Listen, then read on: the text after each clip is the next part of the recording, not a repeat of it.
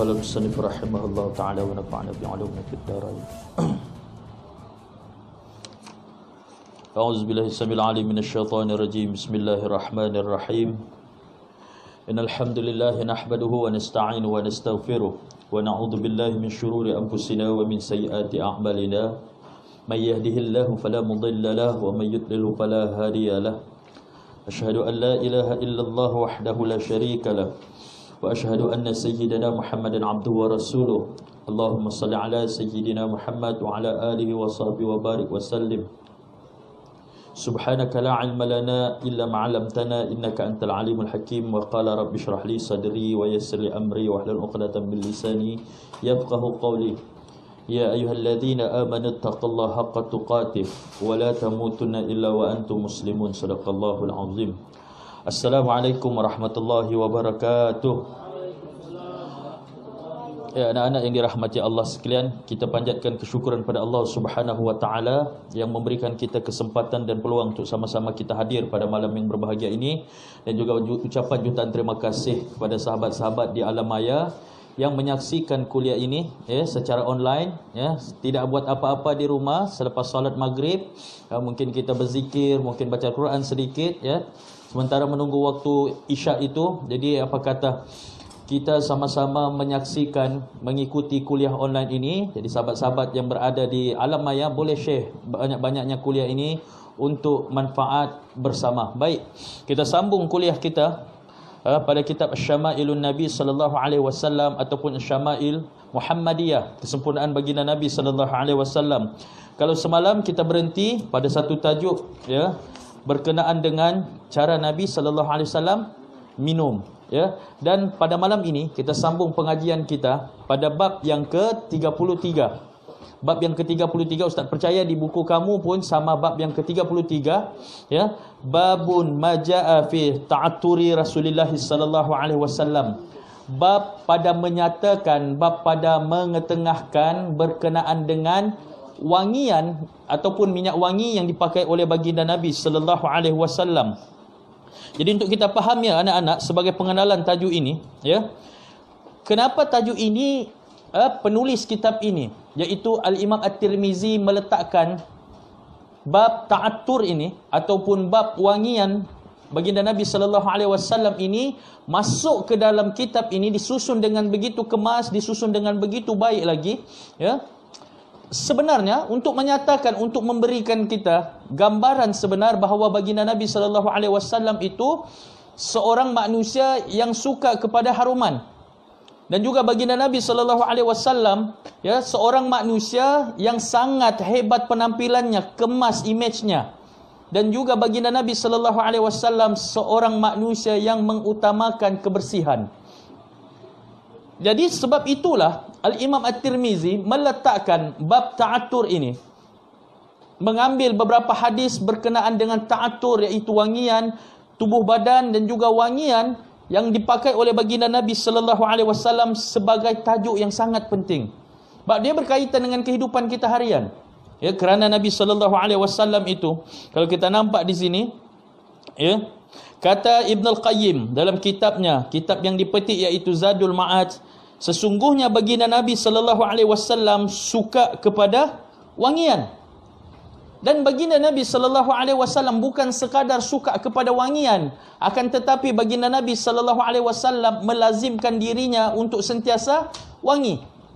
Makna kata baginda Nabi sallallahu alaihi wasallam menitik beratkan kewangian ini untuk keselesaan bukan sahaja dirinya, ataupun bukan sahaja keselesaan orang yang memakai minyak wangi, tetapi orang yang berada di sekeliling baginda Nabi sallallahu alaihi wasallam dan juga di sekeliling kita. Dan Nabi sallallahu alaihi wasallam menunjukkan kepada kita, Nabi memakai minyak wangi itu untuk berkeyakinan. Nabi tunjukkan kepada kita untuk lebih yakin, untuk lebih berketerampilan dan berkeyakinan, badan hendaklah sentiasa harum. Sebab tu Nabi sallallahu alaihi wasallam dicatatkan juga bahawa peluh baginda Nabi sallallahu alaihi wasallam itu peluhnya wangi. Bayangkan keringat Nabi wangi. Keringat Nabi, tidak ada manusia di atas muka bumi ini yang begini. Yang maksud dia keringatnya wangi, peluhnya harum, tidak ada. Kalau kita pun ada juga waktu-waktu busuk kita ni. Ada juga busuk waktu busuk kita ni. Waktu ndak mandi, ini confirm dah busuk. Waktu bangun tidur itu, confirm itu. Yang busuk, apalagi kalau ndak berus gigi, ndak cuci muka, ya. Lepas tu pergi sarapan. Ini orang ndak ada adab lah. Nabi sallallahu alaihi wasallam tunjukkan sehingga kan disebut oleh pengarang kitab ini, ya, kata pengarang Zadul Ma'ad iaitu Ibn Al-Qayyim, sehinggakan peluhnya, iaitu peluh baginda Nabi sallallahu alaihi wasallam itu berbau wangi. Dalam satu hadis, ya, riwayat daripada Imam Ahmad, katanya daripada Anas bin Malik, qala Rasulullah sallallahu alaihi wasallam, belum ada di buku kamu, di buku di syarah ustaz ini ada. Kata Anas bin Malik, qala Rasulullah sallallahu alaihi wasallam, hubbiba ilayya minad dunya an-nisa'u wat-tibu. Kata Nabi sallallahu alaihi wasallam, diberikan kecintaan aku kepada dunia ini, ya. Diberikan kecintaan, Allah Taala yang berikan kecintaan kepada Nabi kepada dunia ini pada dua perkara. Ya, yang Nabi sallallahu alaihi wasallam sebut, yang pertama an-nisa'u. Apa dia an-nisa'? Perempuan. Nabi suka kepada perempuan. Dan kita pun, ustaz, Nabi suka kepada perempuan, kita kan jumpa syarahnya. Dan yang kedua, at-tibu. Tib ini dimaksudkan ialah wangian baginda Nabi sallallahu alaihi wasallam. Kalau dilihat di sini, kenapa disebutkan Nabi sallallahu alaihi wasallam ini, ya, mengatakan diberikan kecintaanku oleh Allah kepada dunia ini kepada dua perkara, iaitu an-nisa, perempuan, dan juga wangian. Kenapa Nabi sallallahu alaihi wasallam sebut an-nisa? Kenapa Nabi kata dia minat ataupun sayang kepada perempuan? Ya. Ini fitrah. Fitrah seorang lelaki menyukai wanita, itu fitrah. Ya, kalau lelaki suka sama lelaki, ini dipanggil apa dia? Bukan gay, ini bergu. Kalau lelaki sama lelaki dipanggil bergu. Berselindunglah maksud dia. Dan Nabi SAW kata begitu, ini sebagai psycho dia kepada orang musyrikin yang ketika itu, sebelum kedatangan Islam, bagaimana orang musyrikin di Mekah ini, orang kafir di Mekah ini, bagaimana mereka memperlakukan wanita. Wanita ini sebelum datangnya Islam, kaum wanita ini hanya menjadi golongan di bawah kaki, menjadi golongan yang dipijak sebelum datangnya Islam, menjadi kaum yang sangat lemah, yang tidak ada nilai bagi orang lelaki pada zaman sebelum datangnya Islam. Dan bila Nabi sallallahu alaihi wasallam datang, Nabi sallallahu alaihi wasallam membawa Islam itu, risalah Islam itu, akhirnya Nabi sallallahu alaihi wasallam tunjukkan bagaimana Nabi menghargai wanita. Bagaimana baginda Nabi sallallahu alaihi wasallam ini, ya, menghargai dan menyayangi wanita. Kerana pada zaman Nabi sallallahu alaihi wasallam sebelum Nabi diutuskan, kaum musyrikin ini bila dapat anak perempuan, apa yang mereka lakukan? Bagi mereka, bila dapat anak perempuan itu merupakan satu aib. Apa mereka lakukan? Mereka bunuh ataupun mereka tanam hidup-hidup. Jadi bila Nabi sallallahu alaihi wasallam datang, Nabi angkat martabat wanita, Nabi angkat martabat perempuan ini ke tempat yang selayaknya. Bukan lagi tempat untuk sisipan semata-mata, bukan tempat untuk menjadi bahan permainan, bukan tempat untuk menjadi bahan sendaan. Tapi Nabi sallallahu alaihi wasallam letakkan kedudukan wanita itu tempat yang terlalu tinggi. Ni yang Nabi sallallahu alaihi wasallam kata, diberikan kecintaan kepada dunia, ya, aku diberikan kecintaan kepada dunia atas dua perkara ini, iaitu perempuan dan juga wangi-wangian. Ya, baik. Pada hadis yang ke-216, kita masuk hadis yang ke-216 pada buku kamu itu. An Anas bin Malik radhiyallahu an abihi qala kana li Rasulillah sallallahu alaihi wasallam sukkatun yatatayyabu minha. Daripada Anas bin Malik katanya, daripada bapaknya telah berkata ia, adalah Nabi sallallahu alaihi wasallam itu memiliki satu bekas minyak wangi yang Nabi gunakan untuk berwangi-wangian. Yang Nabi sallallahu alaihi wasallam gunakan untuk pakai seharian. Maknanya Nabi sallallahu alaihi wasallam ada satu bekas kendi. Bekaslah. Ya, satu bekas yang Nabi simpan, yang Nabi memang khususkan bekas itu, kendi itu untuk menyimpan minyak wangi. Dan disebutkan dalam kitab ini, ya, bahawa adalah sesungguhnya minyak wangi yang baginda Nabi sallallahu alaihi wasallam utamakan, ataupun yang selalu Nabi sallallahu alaihi wasallam pakai, ya, yang pertamanya misk, misk, iaitu kasturi. Nabi memakai kasturi, minyak wangi yang diperbuat daripada kasturi. Ini yang keutamaan baginda Nabi sallallahu alaihi wasallam. Dan yang kedua, yang dipakai oleh ramai orang pada ketika itu, turut dipakai oleh baginda Nabi sallallahu alaihi wasallam, iaitu satu minyak wangi yang diambil ataupun yang diperbuat daripada daun inai yang wangi, yang dipanggil sebagai faghiyah. Ya, yang pertama kasturi, yang kedua faghiyah. Inilah minyak wangi yang menjadi keutamaan baginda Nabi sallallahu alaihi wasallam, ya, yang Nabi selalu pakai sehari-hari dalam kehidupan baginda Nabi sallallahu alaihi wasallam. Dan tempat minyak wangi ini, ya, bukan Nabi biarkan begitu. Nabi letak, maknanya Nabi sangat-sangat menjaga. Minyak wangi itu segala harumannya, termasuk barang-barang Nabi pun Nabi jaga. Itu sebab Nabi ada satu tempat khas, kata Anas bin Malik, ya, daripada bapaknya, mengatakan bahawa baginda Nabi sallallahu alaihi wasallam ini ada tempat khas untuk menyimpan minyak wangi. Baik. Hadis yang ke-217. Tengok pada buku kamu masing-masing, tengok pada buku kamu. An Sumamah ibni Abdullah qala kana Anas bin Malik radhiyallahu an la yaruddu at-tib wa qala Anas inna an-nabiy sallallahu alaihi wasallam kana la yaruddu at-tib. Baik. Daripada Anas bin Malik ini, katanya Anas bin Malik ini tidak akan menolak untuk jika dia diberikan, jika dihulurkan kepadanya minyak wangi, Anas bin Malik tidak akan menolak. Ya? Kerana apa Anas bin Malik tidak menolak minyak wangi? Bila dihulurkan kepada Anas bin Malik, ditadahlah tangan dia. Ya, ditadah tangan. Nabi sallallahu alaihi wasallam mengambil minyak wangi itu, bila diberikan kepada Nabi, Nabi menadahkan tangan dia. Kalau kita selama ni macam mana kita minyak wangi? Kita letak di mana? Ada orang letak di sini. Kan letak di sini, letak di sini. Nabi tadah tangan. Nabi tadah macam gini. Patut waktu Ustaz di Madinah, Ustaz duduk nak tunggu waktu sembahyang subuh tu, duduk di Madinah ni kita kena datang awal solat subuh. Di bila tengah Ustaz duduk tu, ada orang datang, orang Arab ni dia datang. Dia bagi dari hujung ke hujung, dia bagi minyak wangi. Ustaz tengok semua tadah.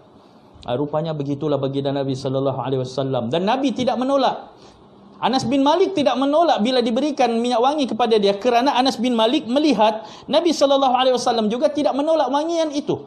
Mana kata kita selepas ni kalau ada orang hulur kepada kita minyak wangi, ya, tadah saja. Terima sahaja. Terima. Dia punya wangian itu, dia punya bau macam mana sekalipun rasanya, ya, kalau tidak sesuai dengan kita, janganlah kita sapu di badan. Janganlah. Tadah sahaja, sebab itu pemberian yang sangat disukai oleh baginda Nabi sallallahu alaihi wasallam. Baik. Dan ada disebut di sini daripada hadis yang 218. Hadis yang seterusnya, hadis ke-218, dia berkesinambungan daripada hadis yang tadi. Ya, yang Anas bin Malik itu tidak akan menolak sekiranya diberikan minyak wangi, kerana Nabi sallallahu alaihi wasallam juga tidak menolak sekiranya diberikan minyak wangi. Dan An Ibni Umar, ini hadis yang ke-218 pada buku kamu. An Ibni Umar radhiyallahu anhuma qala Rasulullah sallallahu alaihi wasallam, "Thalasun la turaddu al-wasaid wad-duhnu wal-labanu." Ya, daripada Ibnu Umar katanya, Nabi sallallahu alaihi wasallam bersabda, 3 perkara yang kalau kamu diberi kepada kamu, 3 perkara ini jika diberi kepada kamu, jangan kamu tolak, kata Nabi. Apa dia? Yang pertama, al-wasaid, iaitu bantal. Bantal bukan bantal tidur itu. Al-wasaid ni bukan bantal tidur. Bantal, ingat Ustaz pernah cerita tentang Nabi sallallahu alaihi wasallam, cara Nabi tidur, cara Nabi duduk itu. Ya, Nabi meletakkan satu bantal untuk Nabi bersandar. Itu yang dipanggil sebagai wasaid. Kalau kamu diberikan itu, ambil. Ya. Yang kedua, ad-duhnu. Ad-duhnu ini sama. sama juga maksudnya dengan at-tib, iaitu minyak wangi, wangi-wangian. Bila diberikan kepada kita, sama ada diberikan secara langsung ataupun melalui hadiah, terima sahaja. Terima sahaja kerana ia kebaikan yang sangat disukai oleh baginda Nabi sallallahu alaihi wasallam. Dan yang ketiga kata Nabi, kalau dihulurkan kepada kamu al-labanu. Laban apa? Susu. Kalau diberikan kepada kamu untuk minum, maka ambil, jangan kamu tolak pemberian tersebut. Jadi jelas kepada kita, minyak wangi ini memang kesukaan baginda Nabi sallallahu alaihi wasallam. Maka kita kena ikut. Kita kena follow sunnah baginda Nabi sallallahu alaihi wasallam ini, bagaimana Nabi sallallahu alaihi wasallam menunjukkan kepada kita yang Nabi ini sentiasa wangi orangnya. Yang berdekat dengan Nabi, orang yang berdekatan dengan Nabi akan terpesona. Sehingga akan disebut baginda Nabi sallallahu alaihi wasallam, bila baginda melalui satu lorong, baginda jalan satu lorong itu, orang akan tahu Nabi lalu di situ. Orang akan tahu Nabi limpas di situ. Orang akan tahu Nabi jalan di situ kerana adanya bau ataupun aroma badan baginda Nabi sallallahu alaihi wasallam yang wangi itu. Sampai begitu sekali. Kalau kita macam mana? Kalau kita macam mana orang mau tahu kita? Bau badan kita. Adakah yang bau badannya orang boleh kenal? Kamu duduk di bilik, tiba-tiba ada satu bau wangi ataupun bau masuk. Ustaz datang ni, tahu bab dari bau badan. Ataupun bila duduk di bilik tercium satu bau yang kurang menyenangkan, kita kenal, ni datang sudah ni. Sebab bau badannya ditahu. Janganlah begitu. Nabi sallallahu alaihi wasallam itu menunjukkan baginda ini sentiasa dalam keadaan wangi. Baik. Hadis yang ke-219. Tengok di buku kamu masing-masing ya, hadis ke-219. Salin dia punya nota penting ini. Bismillahirrahmanirrahim. An Abi Hurairah radhiyallahu an qala Rasulullah sallallahu alaihi wasallam, tibbur rijali ma zahara rihuhu wa khafiya launuhu, wa tibun nisa ma zahara launuhu wa khafiya rihuhu. Baik. Daripada Abu Hurairah katanya, baginda Nabi sallallahu alaihi wasallam telah bersabda, tibur rijal, minyak wangi bagi orang lelaki. Ar-rijal itu lelaki. Minyak wangi bagi orang lelaki ialah ma zahara rihuhu. Baunya kelihatan. Maksudnya macam mana bau kelihatan ni? Bau minyak wangi lelaki itu orang dapat rasa. Ini ketara, maksud dia kuat. Bau minyak wangi lelaki ini mesti kuat. Dan juga wa khafiya launuhu, dan tidak nampak akan warnanya. Kejap dia punya syarah. Maksud Nabi sallallahu alaihi wasallam, minyak wangi lelaki itu yang sepatutnya ialah wangiannya kuat. Wangiannya kuat dan warnanya tidak kelihatan. Berbanding kepada perempuan, kata Nabi, tibun nisa ma zahara launuhu, kelihatan akan warnanya, wa khafiya rihuhu, dan tersembunyi tidak kuat akan baunya. Nampak tak perbezaan itu? Yang pertama, Nabi sallallahu alaihi wasallam sebut minyak wangi bagi lelaki ialah baunya keluar, kuat baunya. Bagi orang lelaki memakai minyak wangi ini sunnah. Tidak ada masalah kalau kuat baunya, yang menyenangkan lah. Kalau minyak wangi kita lain baunya, susah juga tu. Minyak wangi, adakah minyak wangi yang tidak wangi? Ada Hafiz? Ada? Semua minyak wangi ini namanya pun wangi, mestilah wangi. Tapi kalau ada yang terlalu wangi tu sampai menusuk ke dalam hidung itu, ini janganlah. Tapi Nabi sallallahu alaihi wasallam nak bagi tahu kita di sini bahawa seorang lelaki itu, biarlah wangiannya kelihatan, akan tetapi warna daripada minyak wangi itu tidak lihat. Warna daripada minyak wangi itu tidak kelihatan. Dan juga bagi seorang wanita, biarlah warna daripada minyak wangi itu kelihatan dan baunya tidak kuat. Antara dia punya syarah daripada hadis ini, yang Ustaz bacakan hadis ini, antara syarahnya, dia mengaitkan hadis Nabi SAW ini dengan faghiyah tadi, dengan inai. Dengan faghiyah. Minyak wangi itu faghiyah. Dia mengaitkan ya, dia mengaitkan hadis ini dengan fagiyah tadi, inai. Anda kata Nabi SAW menyuruh seorang lelaki ini biarlah pakai minyak wangi tapi tidak nampak warnanya. Biar tidak nampak warnanya. Maksudnya kalau dalam majlis perkahwinan, ya, Ustaz bacakan di sini, dia kata kalau dalam majlis perkahwinan itu, ini huraian syarah daripada hadis Nabi, bukan hadis Nabi tadi, bukan Nabi yang sebut, tapi huraiannya, ulama hurai hadis ini. Ya. Kata ulama, kalau dalam melibatkan majlis perkahwinan, biarlah lelaki itu yang wangi, ya, tetapi tidak kelihatan warnanya. Maksudnya waktu majlis perkahwinan,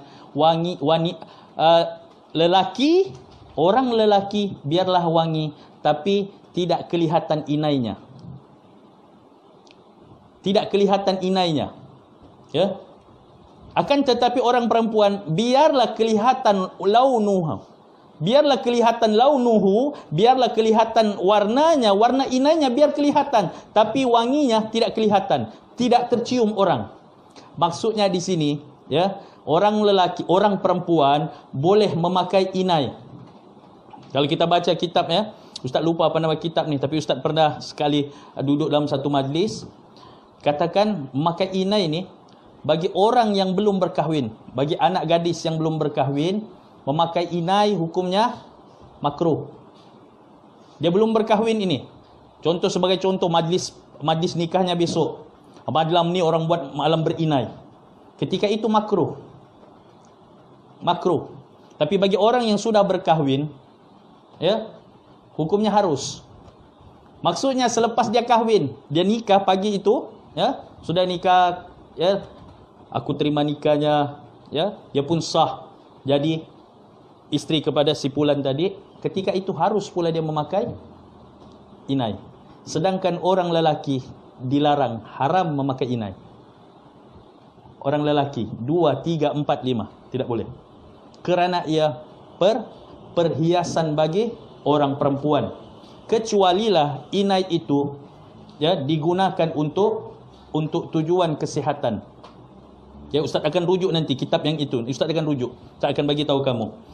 Ya. Jadi faham daripada hadis Nabi tadi, ya. Dan disebutkan juga minyak wangi lelaki itu biarlah bersesuaian aromanya. Ya, biar bersesuaian aromanya itu supaya menyenangkan. Kita memakai minyak wangi ini menyenangkan. Kalau kita pakai minyak wangi menyakiti hati orang, maksudnya kita pakai minyak wangi kita rasa, wangi sudah aku ni. Tapi orang di sekeliling, wangi apa kau? Wangi apa? Ya. Jadi maksudnya biarlah menyenangkan, minyak wangi itu kita pakai. Dan dikatakan di sini, perempuan hanya dibenarkan memakai wangian yang ringan baunya sahaja. Maksudnya dia pakai minyak wangi itu tujuannya, ya, bukan untuk dia sebarkan baunya. Faham? Dia pakai minyak wangi itu tujuannya untuk dia menghilangkan bau. Bukan dia pakai itu supaya orang puji dia, "Oi, wanginya." Ya, cium bau ini minyak wangi ini, cium bau yang begini, kita tahu, oh dia datang nih. Ini perempuan dilarang. Biarlah dia punya minyak wangi itu bauannya yang ringan sahaja, ya. Dan ada satu hadis baginda Nabi SAW, hadis daripada Abu Dawud. Ya, hadis ni satu peringatan baginda Nabi SAW kepada orang perempuan. Kita kalau ada isteri, kakak, ibu, ya, siapa-siapalah, bagi tahu dia, Nabi SAW sebut, ayyuma imra'atin ista'tarat famarrat ala qaumin liyajidu min rihiha fahiya zaniyah. Ni ancaman baginda Nabi SAW. Berat ini hadis ini. Kata Nabi SAW, mana-mana perempuan yang memakai bau-bauan, yang memakai wangi-wangian, kemudian dia keluar daripada rumah dan melalui satu kaum. Limpas maksudnya wanita tadi keluar daripada rumah dan dia lalu di kawasan orang ramai, sehingga akan bau aromanya, minyak wanginya itu terhidu oleh sekalian orang. Lelaki, perempuan, semua terhidu. Terutama lelaki. Kata Nabi SAW, sesungguhnya orang ini pelacur. Nabi SAW. Hadis ini kita boleh cek dalam Sunan Abu Daud dan juga An-Nasa'i. Nabi SAW sebut, Nabi sebut zaniyah, penzina, pelacur lah.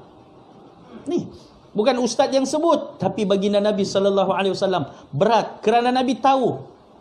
Nabi tahu apa bencana yang dibawa oleh perempuan. Nabi tahu. Sebab kan kita nampak perempuan dengan tubuh badan perempuan sahaja, berapa orang lelaki boleh jadi gila. Tengok hari ini kalau berTikTok, ya, atau buat live lah, tengok. Kalau orang lelaki yang buat live, berapa ratus sejak orang tengok, berapa puluh sejak berapa mata sahaja yang tengok, kecuali Ustaz Akbar lah. Ustaz Akbar Kinas jangan. Sekali dia buat live, ya, baru 5 saat sudah 300 orang dia punya view. Ya, ni Ustaz Akbar. Allah Ta'ala bagi kepada dia tarikan, adalah tarikan. Ya, kita sayang pada Ustaz Akbar, ada tarikan dia. Ya.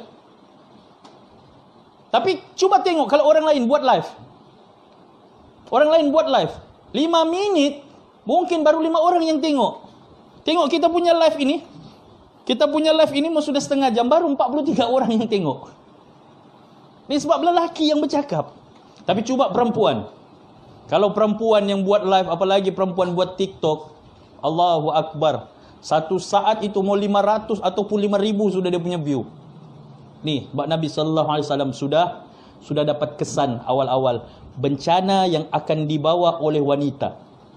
Sebab tu Nabi SAW kata, mana-mana wanita yang keluar daripada rumah dan dia berharum-haruman, lalu dia melalui kawasan yang penuh dengan masyarakat, yang penuh dengan orang, dan orang dapat tercium baunya, bau daripada wanita ini, minyak wanginya, Nabi SAW sebut perempuan ini sesungguhnya perempuan penzina, perempuan pelacur.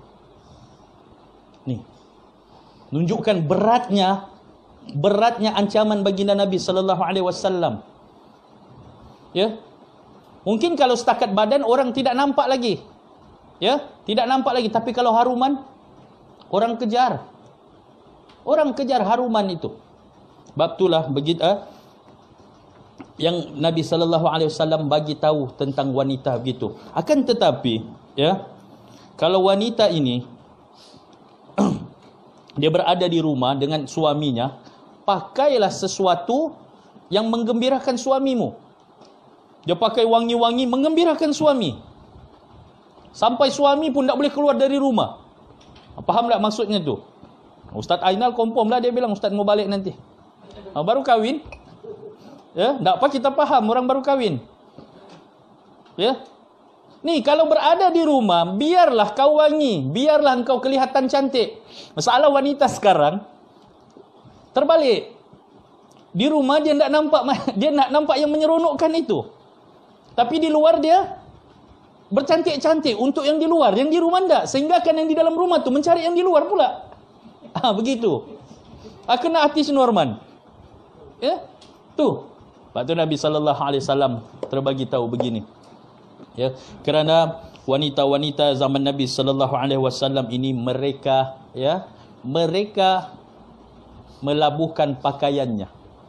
Mereka melabuhkan pakaiannya sebagai tanda kehormatannya, sebagai tanda kehormatan wanita itu, yang sebab Nabi SAW sudah angkat martabat wanita. Sebab tu ya hari ini, ya, kita nampak wanita sedih kita. Ya. Ini antara wanita yang boleh menarik kita ke dalam neraka. Wanita ni boleh menarik kita ke dalam neraka. Mana tahu yang tarik itu isteri kita. Mana tahu yang tarik itu adik perempuan kita. Mana tahu yang tarik kita ke dalam neraka itu ibu kita sendiri ataupun adik-beradik perempuan kita. Ni mereka ni, 4 golongan ini berpotensi untuk menarik kita dalam neraka. Isteri kita terutamanya. Tanggungjawab kita. Ya. Ingat kita nikah saja, ya, aku terima nikahnya. Ya.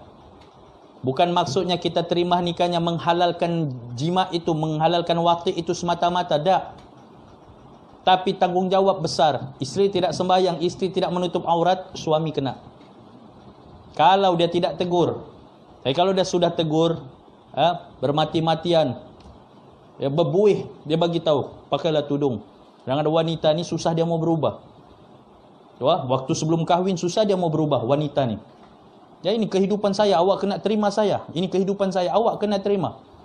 Ya, bukan kami masalah tak boleh terima. Kesian bapakmu tu. Bapakmu dari kecil pelihara kau, selagi kau tu belum kahwin, kau punya dosa tu, saham dosamu ada dengan bapakmu, kesian. Sudah dia kahwin, bila dapat diubah, alhamdulillah. Kena minta maaflah dengan bapaknya tu. Ya, berat tanggungjawab kita sebagai lelaki, bukan sekadar itu sahaja. Siapa yang kahwin ini, dia fikir kalau kahwin ni best lah. Ya, sekarang lagi dia bilang kahwin musim PKP, jimat. Ya, kahwin musim PKP, musim hujan lagi ni. Pikirannya begitu lelaki ini. Sedangkan tanggungjawab di sebalik daripada itu. Isteri di rumah, tanggungjawab kita. Adik-beradik perempuan kita, tanggungjawab kita. Ibu kita sendiri pun tanggungjawab kita. Ya, sebab tu Nabi SAW sangat tekankan kepada tentang kehidupan kita, lebih-lebih lagi kepada seorang wanita. Baik. Hadis yang seterusnya. Hadis yang ke-222. Kita terus melangkah kepada hadis yang ke-222. An Jarir bin Abdullah qala uridtu baina yaday Umar ibn al-Khattab fa alqa Jarir ridaahu wa masya fi izar faqala lahu khus ridaak faqala Umar lil qaum ma raaitu rajulan ahsana suratun Jarir illa ma balagana min surati Yusuf alaihi salam. Baik, hadis ni daripada Jarir sendiri. Jarir bin Abdullah katanya, ya, dia betul-betul berhadapan di hadapan Saidina Umar. Jarir ini dia betul-betul berada di hadapan Saidina Umar. Lalu tiba-tiba Jarir ini, ya, Jarir disebutkan, Jarir ini seorang lelaki yang rupanya sangat husnan wa jamalan. Maksudnya Jarir ini seorang lelaki yang sangat memikat, rupanya sangat handsome. Jadi Jarir ini satu hari dia betul-betul berhadapan di hadapan Saidina Umar Al-Khattab. Lalu Jarir ini dia meletakkan ridaknya. Dia membuka ridaknya. Dia menanggalkan ridaknya. Tahu ridak mana? Kita sudah belajar. Ridak apa dia? Selendang yang berada di bahagian atas, kain yang menutupi bahagian atas badan kita. Lalu si Jarir tadi ini di hadapan Saidina Umar dia buka dia punya selendang. Dan tinggal dia punya izar bahagian bawah itu. Ya, kemudian dia berjalan di hadapan Saidina Umar. Lalu Saidina Umar tegur dia, "Wahai Jarir, khus ridaak, ambil kau punya ridak itu. Ambil ridakmu." Lalu kata Saidina Umar, ya, "Ma raaitu rajulan ahsana suratun Jarir." Aku tidak pernah melihat seseorang yang berupa handsome, ya, cantik yang menyenangkan rupanya, ya, yang rupanya seperti Jarir ini yang sangat menyenangkan hati. Aku tidak pernah lihat lagi selepas itu, ya, seperti mana indahnya Nabi Yusuf itu yang diceritakan oleh Nabi kepada kita. Maksudnya, ya, Jarir ini tidak tunjuk kalau Rasulullah memang sudah indah. Nabi SAW sudah indah. Nanti kalau hari Isra Mi'raj, sambutan Isra Mi'raj, Ustaz akan cerita bagaimana Rasulullah SAW berjumpa dengan Nabi Yusuf. Dan Nabi Yusuf sendiri kagum melihat Rasulullah. Nabi Yusuf sudah cantik, sudah handsome. Handsome Nabi Yusuf ni. Ya, handsome Nabi Yusuf. Tapi bila melihat Rasulullah, Nabi Yusuf sendiri pun mengakui Rasulullah itu handsome. Tapi dalam hadis ini kata Saidina Umar, ya, di antara kita ini, aku tak pernah nampak lagi orang handsome. Memang si Jarir inilah handsome. Lebih kurang begitu ayat Saidina Umar. Si Jarir inilah yang paling handsome. Tapi handsome kau Jarir, kau tak lawan handsomenya Nabi Allah Yusuf. Seperti mana pernah diceritakan Nabi kepada kami. Faham tak maksud dia itu? Jadi, ulama-ulama hadis ni, mereka ini mempertikaikan kenapa penulis kitab ini, iaitu Al-Imam At-Tirmizi, memasukkan hadis Jarir ini. Memasukkan hadis Jarir ini kepada bab tentang bab wangian ini. Apa kaitannya? Ya, Al-Imam At-Tirmizi dia letakkan hadis Jarir ini untuk menunjukkan bahawa manusia bernama Jarir ini orangnya bukan sekadar handsome, dia juga suka kepada wangi-wangian dan juga dia mengutamakan penampilannya seperti mana baginda Nabi sallallahu alaihi wasallam. Sebab itu dimasukkan hadis ini. Maka adalah sangat dituntut bagi kita sentiasa berada dalam keadaan yang wangi-wangian. Ya. Berada dalam keadaan wangi-wangian dan tidak membiarkan badan kita berada dalam aroma yang tidak selesa. Yang Nabi sallallahu alaihi wasallam tuntut kita untuk memakai wangi-wangian ini, maksudnya kata Nabi sallallahu alaihi wasallam ada di syarah di sini, ketika kita hendak menunaikan salat, pakailah minyak wangi. Kita memang sudah pakai wangi, kita memang wangi. Macam Nabi tu, Nabi sudah wangi, tapi ketika salat Nabi memakai minyak wangi. Ketika salat Nabi memakai minyak wangi. Itu yang pertama ketika salat. Yang kedua ini, ya, disebut juga solat Jumaat. Solat Jumaat ini memerlukan perhimpunan manusia yang ramai. Bila ramai ini kadang tidak selesa. Kan? Apalagi dalam keadaan panas. Kadang badan kita ni, kita lah di sini, kadang badan kita ni rasa keluar bau dia berpeluh. Ya, lalu Nabi sallallahu alaihi wasallam itu yang menyuruh kita memakai minyak wangi ketika menunaikan solat. Dan juga ketika salatul Aidain, solat 2 hari raya. Hari raya ini berwangi-wangian lah. Ini sunnah hari raya, berwangi-wangian. Ya. Kita ada berapa hari lagi menjelang hari raya? Awal pula kita cerita bab hari raya. Ya. Dalam lebih kurang 3 bulan lebih. Ya. Dalam lebih kurang 3 bulan. Kita ni hampir kepada Ramadan sudah ni. Selepas ini kita masuk dalam bulan Rajab, kemudian Sya'ban, Ramadan. Tak berapa lama lagi. Ya, mudah-mudahan Allah Ta'ala beri kita peluang untuk masuk ke masjid, menunaikan solat ataupun beribadah di dalam bulan Ramadan. Baik. Ini yang Nabi SAW berikan kepada kita. Ketika menghadiri salat Aidil Fitri dan salat Aidil Adha, 2 hari raya, pakailah minyak wangi. Ketika kita menghadiri perhimpunan, kita menghadiri mesyuarat ke perhimpunan perjumpaan, berwangi-wangianlah, kerana baginda Nabi SAW juga memakai wangi-wangian ketika berhimpun beramai-ramai.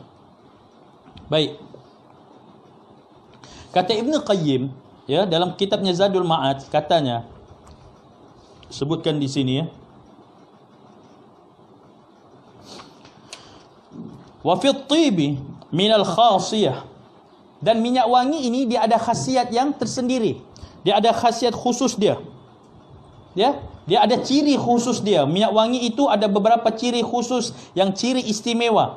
Kerana sesungguhnya malaikat menyukainya. Malaikat menyukai wangi-wangian. Malaikat menyukai orang yang hadir menunaikan salat dalam keadaan bersih, dalam keadaan dia wangi. Ya, sama ada wangi itu pada badannya, bijismihi, ya, atau bifammihi, atau pada mulutnya. Ya, malaikat suka. Jangan kita badan wangi, mulut pula bau longkang. Ya. Dan disebutkan ini, ya, bebas daripada ad-dukhan. Dukhan ini apa? Bebas daripada asap. Makna kata, kalau nak solat jangan merokok. Kalau nak solat jangan merokok. Ya, sebab malaikat tidak suka kepada bau-bauan ini. Ataupun memakan ataupun minum sesuatu yang tidak menyenangkan. Kita makan petai kah sebagai contoh, makan durian kah sebagai contoh. Ya.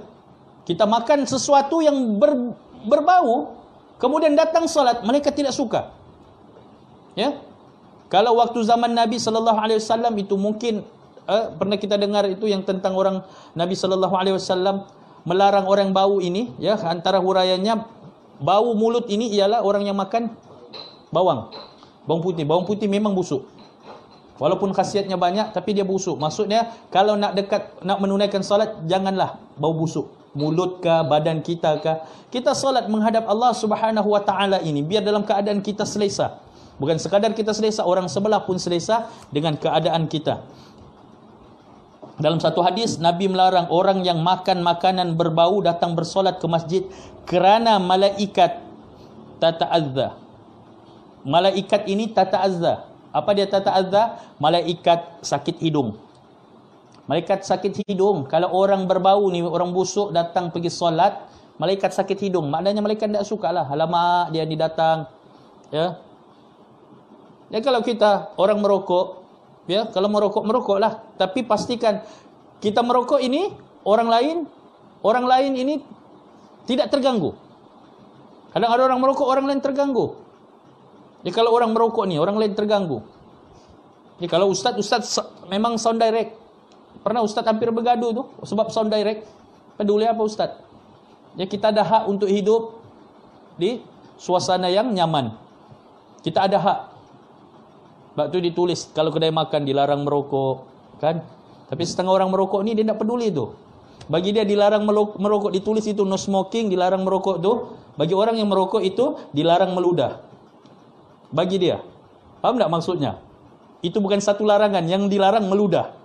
Maknanya dia boleh merokok tanpa dia meludah. Ni. Tak, bukan sahaja manusia tidak suka, malaikat pun tak suka. Ni, malaikat pun tidak suka. Ya, kerana malaikat ini tata'adda, ya sakit hidung. Dan sesungguhnya orang yang busuk ini, orang berbau ini, syaitan lebih menyukainya. Bayangkan, syaitan lebih menyukai. Jadi kalau kau merokoklah.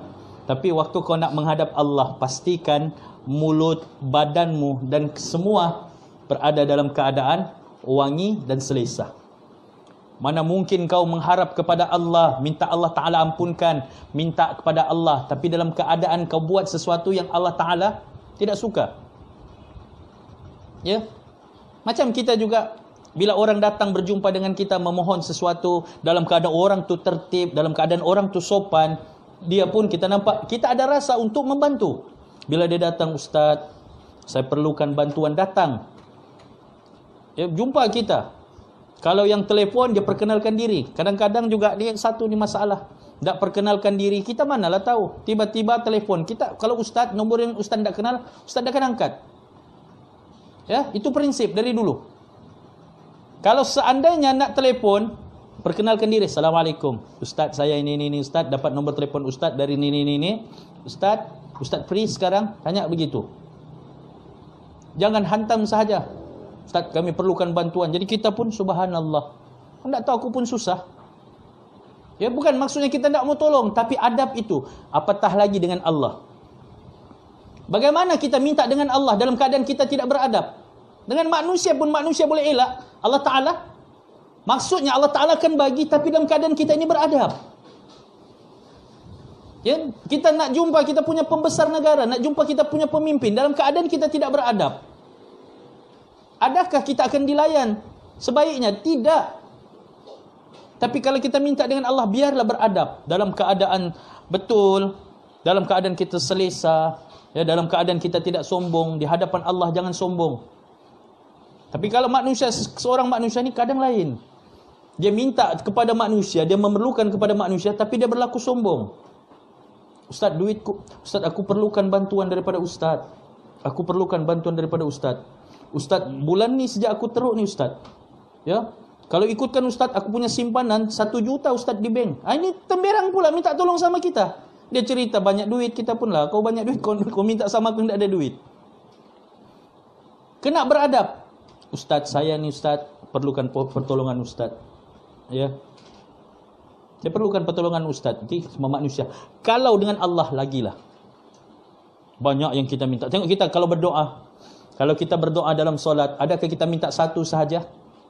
Dalam solat, dari pertama kita solat itu, apa yang kita baca? Kita minta doa diampunkan dosa kita. Dosa kedua orang tua kita diampunkan. Ya, kita minta rezeki. Kita minta apa lagi? Minta rezeki yang lancar, dipermudahkan urusan. Kita minta apa lagi dalam doa kita? Apa? Panjang umur kita minta. Apa lagi kita minta? Banyak yang kita minta dalam doa kita. Satu kali kita berdoa, berapa banyak permintaan kita minta kepada Allah. Biar dalam keadaan tertib. Lepas solat kalau boleh, Assalamualaikum warahmatullahi, Assalamualaikum warahmatullahi, duduk. Kalau kita berada di masjid lah, duduk dulu, istighfar, Astaghfirullahalazim, Astaghfirullahalazim, duduk. Ya, zikir. Rasa malu kita kepada Allah. Habis tu mintalah, ya Allah, minta aku datang ya Allah, mohon bantuanmu ya Allah. Ya. Engkaulah tempat pertama yang aku sandarkan aku punya keluhan ini. Bukan Allah itu tempat terakhir. Kita sudah pinjam dengan manusia, tidak jumpa, minta dengan Allah. Tak, minta dengan Allah yang pertama. Biar Allah Ta'ala bukakan pintu hati manusia. Ini minta kepada manusia. Sudah manusia tidak membantu, baru mencari Allah. Salah tu konsep begitu. Minta kepada, ya Allah, bantu aku ya Allah, permudahkan urusanku ya Allah hari ini. Jangan kita sombong dengan Allah. Ni dia berdoa. Ya, ada orang jenis tidak mau berdoa itu. Imam berdoa dia pun dia angkat tangan. Sudah cakap, ya Allah, kau mau bagi, tak bagi sudah. Ini tak boleh berdoa begitu. Sombong pula tu. Ya, kau mau bagi, Allah bagi, tak bagi sudah. Jangan begitu. Minta, kita duduk sebentar selepas solat itu, kita muhasabah diri kita. Manalah tahu solat kita tadi ada kekurangannya. Manalah tahu solat kita tadi ada yang nampak sedikit cacat celahnya. Ya, sebab tu kita istighfar banyak-banyak. Allah Ta'ala bagi peluang kita untuk solat. Baik. Roh ataupun jiwa yang baik suka kepada bau-bauan. Orang yang baik ini dia suka kepada bau-bauan. Roh yang baik itu suka kepada bau-bauan dan yang wangi. Dan jiwa yang rosak itu suka kepada bau yang busuk. Dan setiap jiwa itu akan cenderung kepada apa yang disukainya. Kalau dia suka kepada benda yang wangi, benda wangi ini adalah terapi positif kita. Bangun pagi-pagi, coba kamu bangun pagi-pagi, tercium bau yang sedap-sedap. Wanginya sedap. Ya. Positif kita terus, subhanallah. Coba bangun pagi-pagi, tercium bau tek kucing sinabil. Macam mana kita punya mood? Ini sinabil ini punya hal. Ustaz sudah bagi tahu jangan kasih masuk kucing, dia kasih masuk. Nih pagi-pagi. Sebab tu bila jiwa kita ini, biarlah sentiasa menghampiri yang wangi itu. Biarlah jiwa kita ini sentiasa menghampiri yang positif itu. Sama jugalah. Ya, konsepnya sama, cuma kita lari sedikit kaedah dia. Konsep dia sama. Kalau apa yang kita tulis di Facebook kita. Kalau kita pagi-pagi lagi dalam Facebook, pagi-pagi lagi meroyan, orang yang baca pun dia punya emosi itu terus rasa lain. Terus akan down. Pagi-pagi dia buka Facebook terus baca orang meroyan. Ya, meroyan banyak di Facebook. Jadi kita pun membacalah negatifnya orang ni. Asal limpas sahaja dia. Tengok, dia tulis yang pasal meroyan, pasal dia tidak puas hati, pasal dia ni. Ustaz dulu begitu. Tapi apa yang Ustaz dapat bila Ustaz meroyan di Facebook? Apa yang Ustaz dapat? Kebodohan diri sendiri. Masalah kita orang tahu. Orang tahu masalah kita. Ya? Ustaz bukan tahu apa masalah si Sibar. Ustaz tidak tahu. Masalah si Norman, masalah si J. Ustaz tidak tahu. Tiba-tiba dibuka di Facebook. Ditulis. Tak puas hati aku beli tayar kena tipu. Si Sibar kemarin pergi beli tayar rupanya. Banyak duitnya si Sibar. Begitu kita tidak tahu masalah.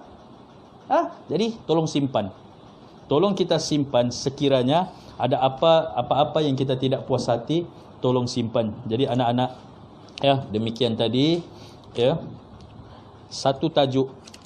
Cukuplah satu tajuk untuk malam ini, ya, berkenaan dengan ta'attur, iaitu wangian baginda Nabi sallallahu alaihi wasallam yang kerap baginda Nabi sallallahu alaihi wasallam pakai, dan Nabi sallallahu alaihi wasallam memang wangi. Badan Nabi sallallahu alaihi wasallam sendiri wangi. Sebagai khulasa dia, sebagai kesimpulan dia, ya.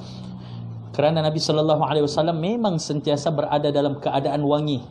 Ya, wangi ini menyenangkan. Wangi ini sama ada mulut baginda sentiasa wangi. Sama ada badan baginda sentiasa wangi. Sama ada peluh baginda pun wangi. Kalau kita hari ini apa yang kita jaga? Mulut. Apalagi yang kita jaga? Ketiak dan badan. Ini tolong, lebih-lebih lagi kita lelaki. Ya. Kita lelaki ni, ya, kita yang kena keluar mencari rezeki. Kita yang kena keluar mencari rezeki. Ya, tak kisahlah kita kerja berat macam mana, walaupun kita tidak wangi, tapi badan kita tidak berbau busuk. Faham tak? Ada setengah orang ni, dia tak pakai minyak wangi, dia tidak wangi pun, tapi badannya tidak busuk. Sebab tu kena jaga penampilan baju kita. Ustaz di sini Ustaz tekankan pakai pasal penampilan, ya, pergi kenduri biar orang senang kepada anak-anak madrasah. Biar orang senang tengok anak-anak madrasah datang kemas, wangi.